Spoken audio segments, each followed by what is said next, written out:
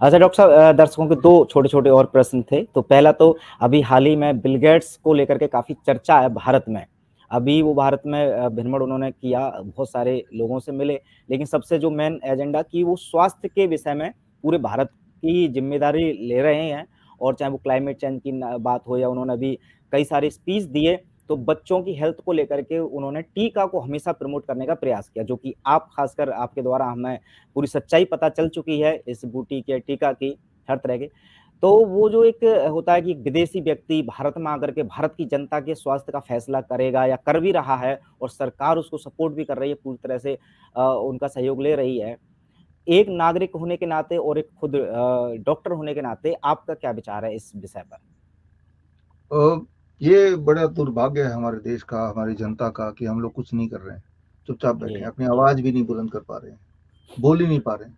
सामने दिख रहा है कि भाई षड्यंत्र हो रहा है और हम कुछ नहीं बोल रहे हुँ, हैं।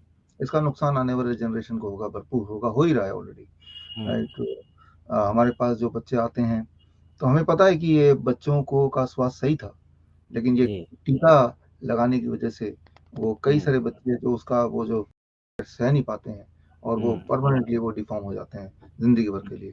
ये जो इंसुलिन डिपेंडेंट है या ऑटिज़्म है, ये सारी चीज़ें इन्हीं का के कारण है। इस पे हमने किताबें भी निकाली और इस तरह जी, के मुहिम भी की और कर भी रहे हैं अभी। तो हुँ, जनता को आवाज़ उठानी चाहिए। देखिए, आप जो लोग मुझे सुन रहे हैं, हम सबसे जी, ज़्यादा किसको प्यार करते हैं? ज़ाहिर-सी बात है, अपने बच्चों को प्यार करते हैं, अपने औलाद को या प्यार करते हैं।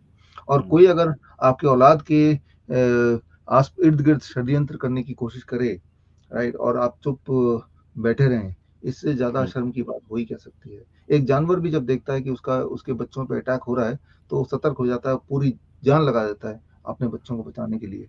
लेकिन जी, यहाँ इंसान के अंदर इंसानियत रही नहीं है।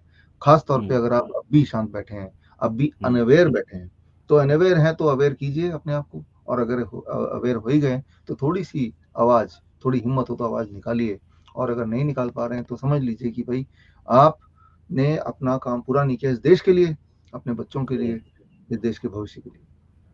बिल्कुल।